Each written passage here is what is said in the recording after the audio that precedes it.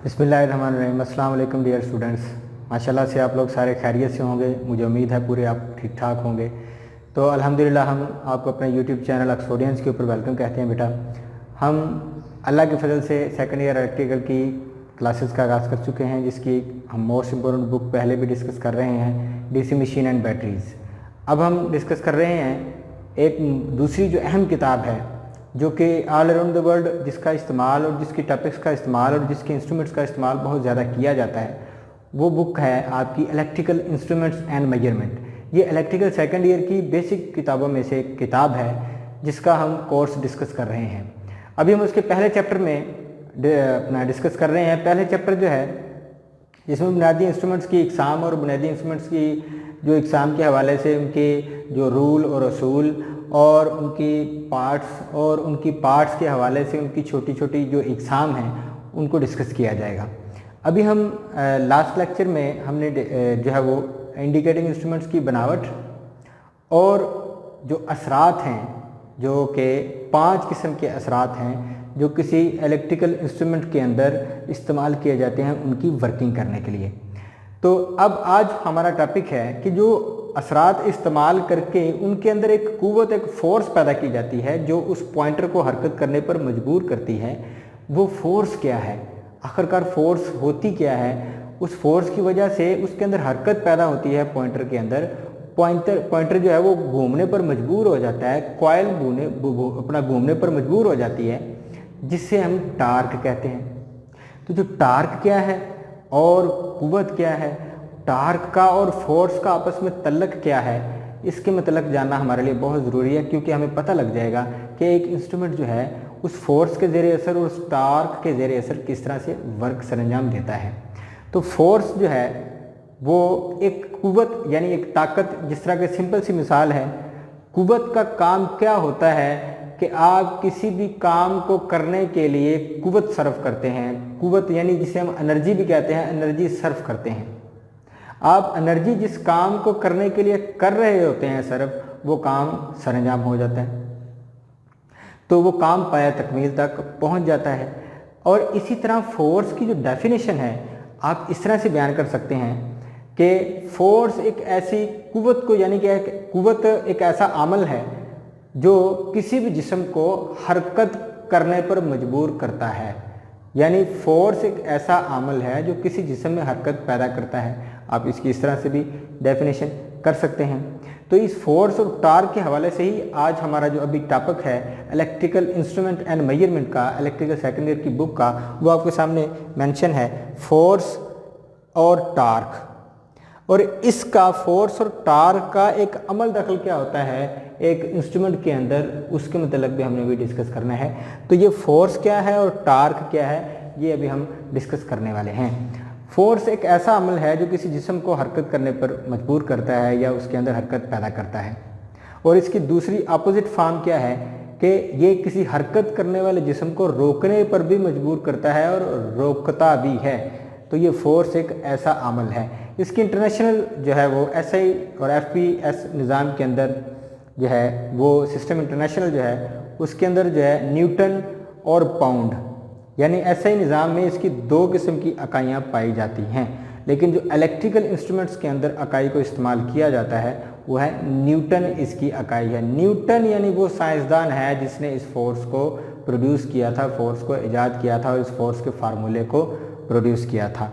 अब हम फोर्स के मतलब अपना जान चुके हैं कि फोर्स एक ऐसा अमल होता है जो किसी भी चीज़ के ऊपर हरकत पैदा करने की कोशिश करता है या हरकत की जाने वाले, जो हरकत करने वाला जिस्म होता है उसको रोकने की कोशिश करता है।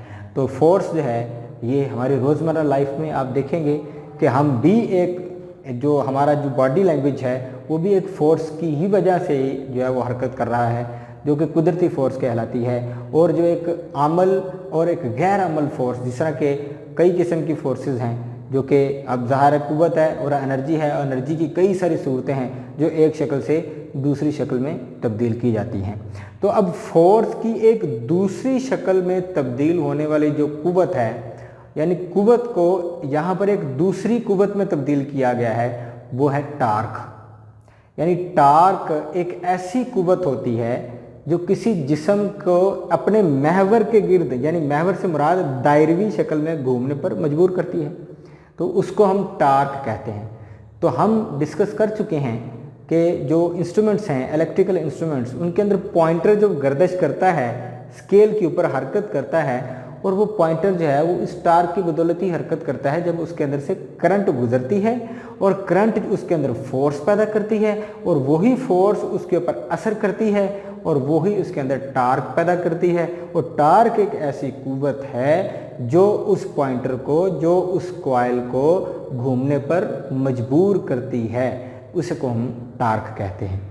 तो यहाँ पर हम फोर्स और टार्क का आपस में क्या तल्लक है उसको डिस्कस करने वाले हैं। फोर्स एक कुव्वत है जो हरकत करने पर मजबूर करती है। फोर्स की दूसरी शक्ल यहाँ पर यानी कि टार्क है। टार्क भी एक कुव्वत है जो किसी भी जिस्म को या पॉइंटर को, जो कि यहाँ पर आप मैं डायग्राम बना चुका हूँ, इसको मेंशन करूँगा इंशाल्लाह।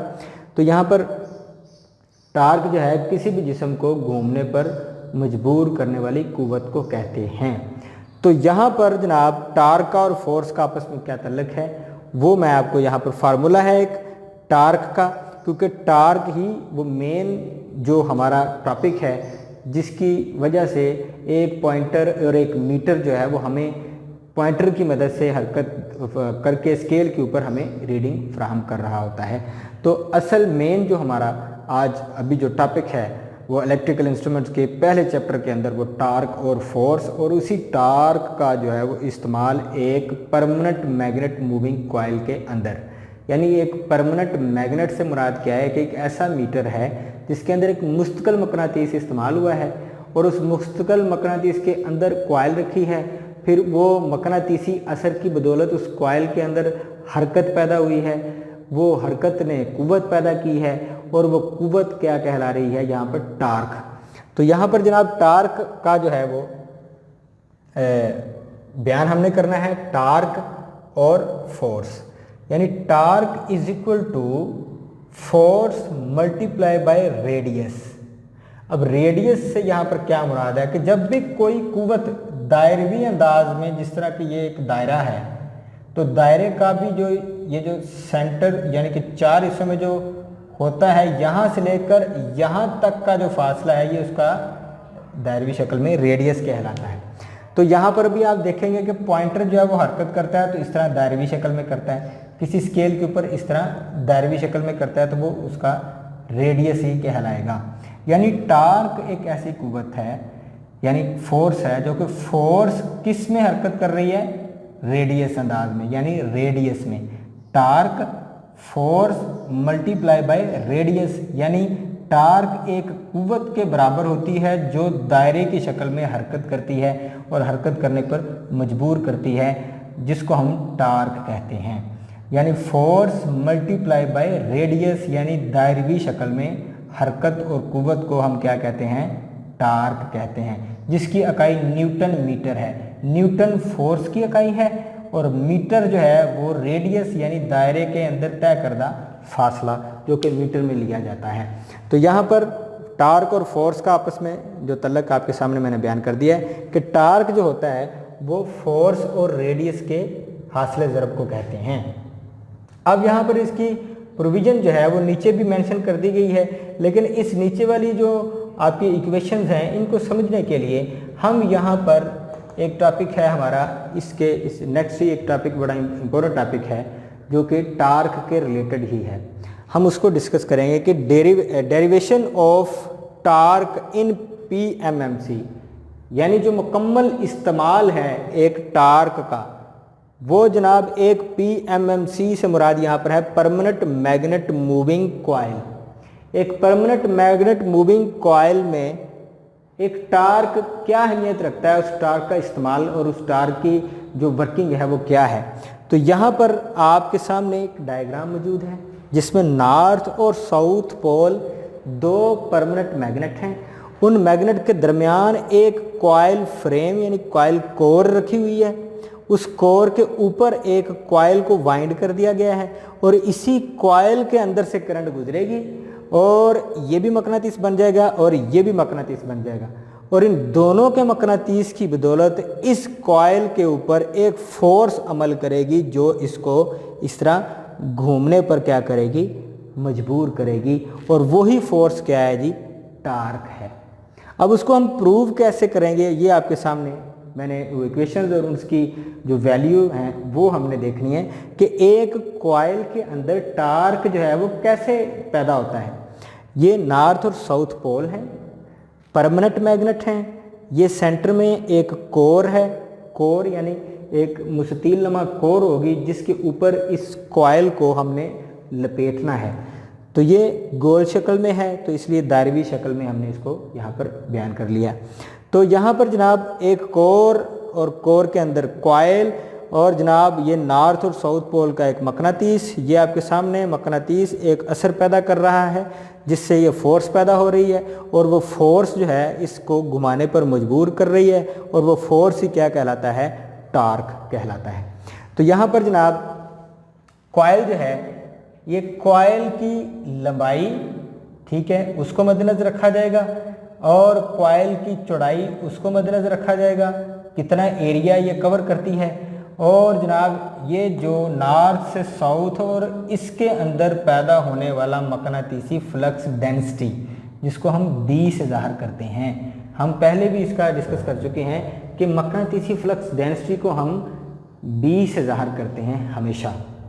तो B यानी कि फ्लक्स डेंसिटी को हम B से ज़ाहिर करते हैं, ये आपके सामने मौजूद है। यानी नॉर्थ और साउथ पोल का मकनातीस और इस कॉइल का मकनातीस, इन दोनों की जो मकनातीसी शिद्दत है उसे हम B यानी is equal to flux density, flux कहते हैं फैले हुए फ्लक्स को, ठीक है, फैले हुए मकनातीस को हम फ्लक्स कहते हैं।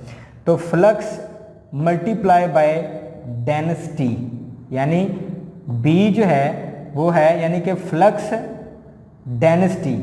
अब यहाँ पर है कि B टोटल जो बराबर होता है वो फ्लक्स डेंसिटी के बराबर होता है इन वेबर। वेबर है मकनातीसी फ्लक्स की इकाई इन मीटर स्क्वायर, यानी मीटर स्क्वायर पर यहाँ पर क्यों है, क्योंकि ये जो फ्लक्स जब फैलता है ना तो ये एरिया में फैलता है तो वो मीटर्स में फैलता है, इस वजह से ये फ्लक्स डेंसिटी जो है वो मीटर पर स्क्वायर पे होगी। यहाँ पर जनाब देखते हैं आगे है कॉइल की लेंथ, यानी कॉइल कितनी लंबी है और नंबर ऑफ टर्न्स यानी N से मुराद यहाँ पर है नंबर ऑफ टर्न्स। टर्न्स जिस तरह हम पहले भी डिस्कस कर चुके हैं, टर्न्स किसे कहते हैं, यानी कॉइलों के चक्रों को कहते हैं। यानी ये आपके सामने मैं सादी से एक मिसाल दे देता हूँ, ये कॉइल की क्या है 1 2 और 3, ये कॉइल्स की टर्न्स हैं, ठीक है जी, यानी number of turns.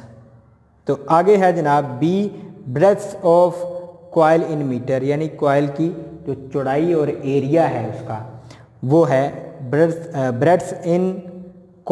Breadth of coil in metre, यानी ये मीटर्स में इसकी चौड़ाई है, ये मीटर्स में उसकी लंबाई है और ये N से मुराद है नंबर ऑफ टर्न्स, यहाँ पर B से मुराद है ब्रेड्थ ऑफ इन मीटर, यानी एक कॉइल की मीटर में चौड़ाई, लंबाई, फ्लक्स डेंसिटी और कॉइलों की तादाद। ये 4 चीज़ें हैं जो कि अमल करती हैं इकट्ठी इस कॉइल के अंदर एक टार्क पैदा करने में।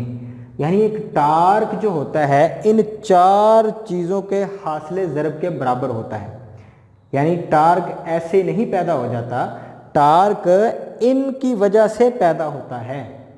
तो इनकी वजह से ही टार्क में कुव्वत पैदा होती है जो घूमने पर मजबूर करती है।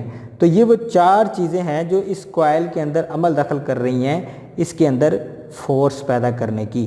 तो यहाँ पर हम इसको मज़ीद तफसील से बयान कर लेते हैं। ये आपके सामने इसकी इक्वेशन मैंने यहाँ पर बयान की हुई है कि टार्क जो है वो किस तरह से अमल करता है, यानी टार्क TD यहाँ पर मुराद है टार्क, ठीक है जी, यहाँ पर TD से मुराद है टार्क और ये D से मुराद है डिफ्लेक्शन, यानी डिफ्लेक्शन से मुराद ये है यानी पॉइंटर का हरकत करना, जावियाई घुमाव को हम डिफ्लेक्शन भी कहते हैं। तो टार्क डिफ्लेक्शन में फोर्स मल्टीप्लाई बाय प्रीपेंडिकुलर फासला, यानी अमूदन जितना भी उसने वो फासला तय किया है, एक दायरवी शक्ल में अमूद में या उसकी जहाँ पर भी उसने वो फासला तय किया है उसको हम फोर्स के साथ मल्टीप्लाई करते हैं और उस फासले को हम कैसे कैसे शो करते हैं, लेंथ में भी और ब्रेड्थ में भी। लेंथ में और ब्रेड्थ में हम इसको ज़ाहिर करते हैं लंबाई और चौड़ाई में, कॉइल की लंबाई और चौड़ाई, क्योंकि जब कॉइल घूमेगी तो वो लंबाई में भी घूमेगी और चौड़ाई में भी घूमेगी, और जितने एरिया में घूमेगी उतने एरिया में फ्लक्स की वजह से, करंट की वजह से कुव्वत पैदा होगी, टार्क पैदा होगी, जिसको यहाँ पर ज़ाहिर किया जा रहा है। इन चीज़ों का जो आपस में तल्लक है, जिसकी वजह से ये टार्क डिफ्लेक्शन फोर्स पैदा होती है, वो आपके सामने है। फोर्स को मल्टीप्लाई किया फासले के साथ। फोर्स जो है वो किसके बराबर है? फोर्स है जनाब उसकी फ्लक्स डेंसिटी, ठीक है जी, ये लेंथ, कॉइल की लेंथ के, नंबर ऑफ टर्न्स के, कॉइल के अंदर जो चक्रों की तादाद है उसके, और बी उसकी चौड़ाई, यानी ये आपके सामने मौजूद है। यानी टार्क डिफ्लेक्शन को फोर्स की जगह पर हमने ये पुट कर दिया NBI। यहाँ पर L मल्टीप्लाई बाय B से मुराद यहाँ पर वो डिस्टेंस है, वो एरिया है, वो ब्रेड्थ यानी वो चौड़ाई है, जो कि जनाब उसने उस चौड़ाई में कॉइल ने घूमकर उसको फासले को तय किया, जिसकी वजह से ये टार्क पैदा हुआ। जनाब N number of turns, B flux density, I यानी वो करंट गुजरी है। जब कॉइल में से करंट गुजरती है तो फिर वो जनाब टार्क पैदा करती है और फोर्स पैदा करती है। वो किसकी वजह से? करंट की वजह से। ये आपके सामने number of turns, flux density, current, length multiply by breadth, और यहाँ पर इसको बराबर कर लिया हमने number of turns, flux density, current, L multiply by breadth, यानी लंबाई ज़रब चौड़ाई। तो लंबाई ज़रब जो चौड़ाई होती है वो किसके बराबर होती है? एरिया के बराबर। यानी लंबाई और ज़रब चौड़ाई अगर ये इकट्ठे आपस में हासिल ज़रब में हो तो ये किसी एरिया को कहते हैं। तो यहाँ पर हमने NBI यहाँ पर कॉमन कर लिया और फिर उनको ब्रैकेट में लेंथ और ब्रेड्थ को आपस में मल्टीप्लाई कर लिया, जिससे हमें फाइनल जो इक्वेशन हासिल हुई टार्क डिफ्लेक्शन की is equal to NBI multiply by area. यानी इतने एरिया में टार्क पैदा हुआ और इतने एरिया में उस जो जिसमें टार्क पैदा हुआ उस चीज़ ने घूमना शुरू कर दिया और हरकत करना शुरू कर दी, जो कि आपके सामने ये वो कॉइल है। इसी कॉइल के ऊपर पॉइंटर लगा होता है, ठीक है जी। ये कॉइल घूमने पर जब मजबूर होगी तो जब वो घूमेगी तो फिर वो साथ में पॉइंटर को भी हरकत देगी। तो ये था जनाब आपका टार्क फोर्स का आपस में तल्लक, और इसी टार्क का इस इंस्ट्रूमेंट के अंदर क्या असर होता है, या करंट का इस फोर्स के ऊपर क्या असर होता है, और ये फोर्स इसके अंदर क्या असर पैदा करती है, जिससे ये कॉइल घूमती है और टार्क पैदा होता है, और उस टार्क के अंदर क्या क्या वैल्यूज़ अमल दखल करती हैं, और इन वैल्यूज़ को किन के बराबर जो है वो तस्वर किया जाता है, जिससे हमें पता लगता है कि एक टार्क जो है वो किस तरह से पैदा होता है किसी इंस्ट्रूमेंट के अंदर। तो ये फोर्स और टार्क, इन दोनों में फ़र्क आप अच्छी तरह से समझ गए होंगे।